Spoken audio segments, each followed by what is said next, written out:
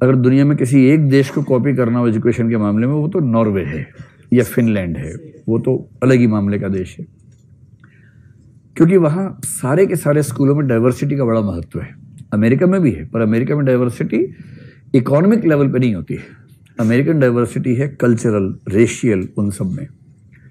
Norway में, Finland में नियम है कि किसी भी स्कूल में केवल अमीर बच्चे या केवल गरीब बच्चे नहीं पढ़ेंगे। हर स्कूल की हर क्लास में इकोनॉमिक डाइवर्सिटी होगी। और वो मॉडल इतना अच्छा काम करता है कि अब दुनिया भर की सरकारें, जैसे दिल्ली की जो सरकार है इस समय, वो उस मॉडल को सीखने का प्रयास कर रही है काफी लंबे समय से। भारत की बाकी सरकारें उतना नहीं कर रही, लेकिन दिल्ली वाली सरकार ने एजुकेशन में उस मॉडल को अप्लाई किया है और रिजल्ट्स भी ठीक ही दिख रहे हैं। मैं जितना वो कह रहे उतना शायद ना हो, लेकिन तब भी ऐसा लग रहा है कि रिजल्ट्स पहले की तुलना में अच्छे हैं। अमेरिका क्या करता है? अमेरिका 10वीं क्लास के बाद बच्चों से बोलता है कि एक टेस्ट दो सारे बच्चे, सेट। जैसे आप लोगों ने शायद एक एग्जाम दिया होगा 10वीं क्लास में, NTSE बोलते हैं उसको, national talent search examination, NTSE, राष्ट्रीय प्रतिभा खोज परीक्षा। कितने लोगों ने दिया था आप में से वो एग्जाम? पास हुए थे उसमें? कितने लोग पास हो गए थे उसमें? सच बोलना। चलिए ठीक है। तो NTSE का जो एग्जाम होता है ना, हमें तो स्कूल में जब था पता लगा एग्जाम है, सबको देना है, सेंटर दूर था तो पिकनिक का भाव आ रहा था, तो पेरेंट्स ने कहा देने जाओगे? दोस्तों ने कहा हम सब जा रहे हैं, चलो। हाँ चलो भाई। कौन सा टेस्ट है पता नहीं था, बस दूर है ये पता था। सारे बच्चे साथ साथ या चाट पकौड़ी खाते हुए गए। वहां गए तो बोले कि 2 घंटे का पेपर है, तो सबने पहले सवाल पूछा कितना जल्दी छोड़ के आ सकते हैं, मतलब मिनिमम कितना बैठना पड़ेगा। तो उसमें था कि 1 घंटे के बाद छोड़ के आ सकते। तो 1 घंटा होती हम सब बाहर आ गए थे, ताकि वो 1 घंटा सदुपयोग कर लें, क्योंकि 2 घंटे होते पेरेंट्स बाहर खड़े होंगे, वही 1 घंटा है स्वाधीनता का समय। तो 1 घंटा होती हमने कॉपी दी कि लो भाई संभाल लो, इतने टैलेंट है हमारे अंदर, इससे देश का विकास हो तो बता देना। तो फिर देश का जवाब आया कि हम उसके बिना ही काम चला लेंगे, अपना देखिए आप। तो अमेरिका में क्या होता है? सेट होता है, और ये एग्जाम पहले 2400 नंबर का होता था, अब ये 1600 नंबर का होता है। 800 नंबर के 2 पेपर होते हैं, एक को मोटा मोटा मैथमेटिकल और रीजनिंग वाला और एक लैंग्वेज वाला, बेसिक 2 चीजें हैं। तो इनका मानना है कि यदि किसी व्यक्ति की लिंग्विस्टिक स्किल्स ठीक हैं और मैथमेटिकल लॉजिकल स्किल्स बेहतर हैं, linguistic skills, mathematical logical skills बेहतर हैं, इनका मानना है कि ये बच्चा जनरली किसी भी क्षेत्र में ठीक ठाक काम कर ही लेगा। और सेट के स्कोर की, सेट में क्या है कि 1600 नंबर है, तो पूरे अमेरिका में करीब 15 से 20 लाख बच्चे हर साल एग्जाम देते हैं। शायद साल में 2 बार होता है नेट की तरह से, और एक बार में उन 15-16 लाख में से 200-300 बच्चे फुल स्कोर ले आते हैं। 1600 में 1600 नंबर ले आते हैं। कई ऐसे भी कि 1600 मिलके 1600 लाए, कई ऐसे भी है कि एक ही लेके आ गया, अपना अपना स्तर है। तो क्या होता है कि जब ये कॉलेज जाते हैं, कॉलेज के एडमिशन में कहीं कहीं 100% वेटेज इसी की होती है, कहीं कहीं 80% वेटेज, कहीं 60% वेटेज। लेकिन वहां के यूनिवर्सिटीज और कॉलेजेस के एडमिशन का मूल आधार है कि सेट में स्कोर क्या है। एकमात्र नहीं होता है, कहीं कहीं होता है एकमात्र, कहीं कहीं कई आधारों में से एक होता है, किंतु मेजर रोल इसका होता है। अब कितना अच्छा है। भारत में दिक्कत क्या है कि आप कहेंगे कितने नंबर हो भाई 12वीं क्लास में, कितने मार्क्स हैं? आप क्या बोलेंगे? 99.8% मार्क्स हैं। सामने वाला कहेगा ICSE बोर्ड है क्या? आप कहेंगे हाँ। बोले ठीक है, जब कब है, सबके आते हैं उतने।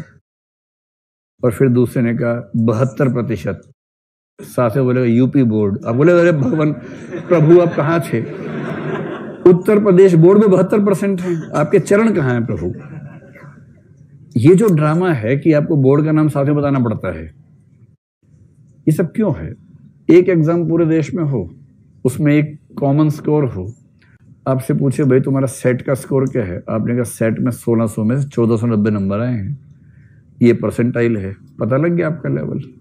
इसके लिए क्या मतलब कि पश्चिम बंगाल बोर्ड था कि अंडमान निकोबार बोर्ड था, क्या मतलब है इसका? तो ये अमेरिकन सिस्टम है सेट। इसके बेस पे ये मानते हैं कि कोई भी ऐसा काम जिसमें बुद्धिमत्ता की जरूरत है, ये व्यक्ति ठीक से कर लेगा, और उन क्षेत्रों में एडमिशन में इसका यूज कर लेते हैं। जनरलाइज टेस्ट है। जो सबसे अच्छा है जनरलाइज में उसको बोलते हैं डेट, DAT। ये तो भारत सरकार को लागू कर देना चाहिए, इतना अच्छा टेस्ट है। और इसको बोलते हैं डिफरेंशियल एप्टीट्यूड टेस्ट।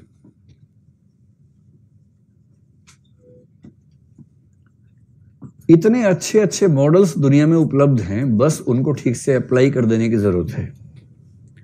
ये हो जाए तो कमाल हो जाए।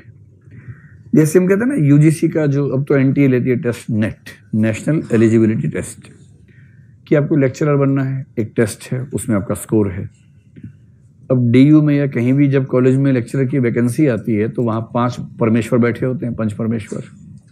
जिसका उनसे जुगाड़ है उसका सिलेक्शन हो जाएगा, जुगाड़ नहीं है तो होगा नहीं, चाहे कुछ भी हो जाए। होना क्या चाहिए? एक ऑब्जेक्टिव सिस्टम होना चाहिए। और कितना अच्छा सिस्टम हो सकता है कि आपका कौन सा विषय है, एक विषय आपका है, एक है टीचिंग एप्टीट्यूड। टीचिंग एप्टीट्यूड का टेस्ट होगा देश भर में, आप उसमें बैठिए, उसमें आपका स्कोर आ गया। जिस स्कोर को आप रिवाइज कर सकते हैं, आप फिर से दे दीजिए, फिर स्कोर आ गया। और हर एग्जाम के स्कोर का मॉडरेशन होता रहे कि 98 के एग्जाम में अगर ये स्कोर है और 2008 के एग्जाम में ये स्कोर है, तो इनका जो इक्वलाइजेशन करेंगे तो इस स्कोर को ये मान लेंगे, इसको ये मान लेंगे, क्योंकि दोनों एग्जाम्स की टफनेस के लेवल में अंतर था, डिफिकल्टी लेवल में अंतर था। साथ में जिस विषय का विद्यार्थी है उस विषय का टेस्ट हो, उसका स्कोर हो। साथ में वो कैसा टीचर है, क्लासरूम में टीचिंग करे, उसका वीडियो रिकॉर्डिंग हो, और उसकी वीडियो रिकॉर्डिंग के बेस पर एक ऐसी संस्था हो जो उसकी मार्किंग करे टीचिंग एबिलिटीज के बेस पर। ये 3 स्कोर हैं। जहां वैकेंसी आई, जिसने अप्लाई किया, तीनों स्कोर जोड़ के देख लीजिए, जिसका स्कोर हाईएस्ट है सिलेक्शन हो गया, खत्म बात। वो 5 बुढ़े बैठेंगे, उसके बाद वो अपने हिसाब से चुनेंगे, इसका क्या मतलब है इस बात? जिसने ज्यादा चरण छुए उसका सिलेक्शन होगा, ये क्या मतलब है इस बात? और इसलिए अच्छे विद्यार्थी यूनिवर्सिटी में जाने के बजाय सिविल सेवा में जाना पसंद करते हैं, क्योंकि यहाँ कम से कम सिलेक्शन की गारंटी है। अगर आप ठीक से मेहनत कर लेंगे कुछ बढ़िया हो जाएगा। वहां भरोसा नहीं है। 50-55 साल की उम्र के लोग आज तक एडहोक पर पढ़ा रहे हैं सिर्फ इसलिए कि कभी सिलेक्शन होगा। ये दुर्भाग्य होता है। ऐसी एक व्यवस्था है डिफरेंशियल एप्टीट्यूड टेस्ट, शानदार व्यवस्था है। क्या व्यवस्था है? इसमें 8 टेस्ट होते हैं व्यक्ति के, और व्यक्ति को 8 टेस्ट देने होते हैं। 8 कैसे होते हैं तो आप मोटा मोटा समझ लीजिए, जैसे मल्टीपल इंटेलिजेंस होता है ना, उस तरह के 8 टेस्ट होते हैं। जैसे एक टेस्ट है रीजनिंग का हो गया, एक मैथ्स का हो गया, एक लैंग्वेज का हो गया, एक नॉन वर्बल रीजनिंग का हो गया जिसमें चित्र बने हुए बहुत सारे, एक लिंग्विस्टिक्स एक्सप्रेशन का हो गया, कॉम्प्रिहेंशन का हो गया। इस तरह के 7-8 टेस्ट हैं। अब मान लीजिए आपने 8 टेस्ट दिए, 8 में आपका XYZ कुछ स्कोर आ गया, ABC स्कोर आ गया। 1000 लोगों ने दिया, 1000 लोगों के 8 टेस्ट में जो स्कोर है वो हमारे पास एक MS एक्सेल शीट में बना हुआ है। अब क्या हुआ कि कोई वैकेंसी आई, और वैकेंसी एक खास पोस्ट की है। मान लीजिए कंप्यूटर ऑपरेटर की वैकेंसी है,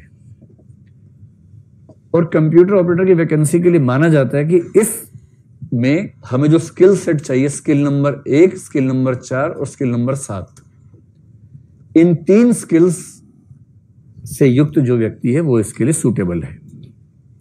अब कुछ नहीं करना है, 8 टेस्ट हैं आपके पास, टेस्ट 1, टेस्ट 4, टेस्ट 7, इन तीनों के स्कोर निकाल लीजिए। इन तीनों के स्कोर का टोटल सबका निकाल लीजिए, और जो 10-20 व्यक्ति इन तीनों टेस्ट के स्कोर में, कुमुलेटिव स्कोर में सबसे ऊपर हैं, उनको नौकरी दे दीजिए। कितना आसान है। आपके पास हर व्यक्ति की 8 क्षमताओं की रैंकिंग है। अलग अलग प्रोफेशन में उन क्षमताओं का अलग अलग अनुपात चाहिए। किसी किसी में 8 में 3 चाहिए, किसी में 6 चाहिए, किसी में 1 ही चाहिए, किसी में 4 चाहिए। यही तो होगा। आपको ये पता हो कि इस क्षेत्र में ये क्षमता चाहिए, उन क्षमताओं का स्कोर 100 नंबर है, 4 क्षमताएं चाहिए, 400 नंबर का पेपर हुआ, स्कोर पहले से है, वो सब जुड़वाया, उन 400 में जो हाईएस्ट लेवल में 10 लोग हैं उन्हें ऑफर दिया, वो नौकरी करने लग गए, काम खत्म हो गया।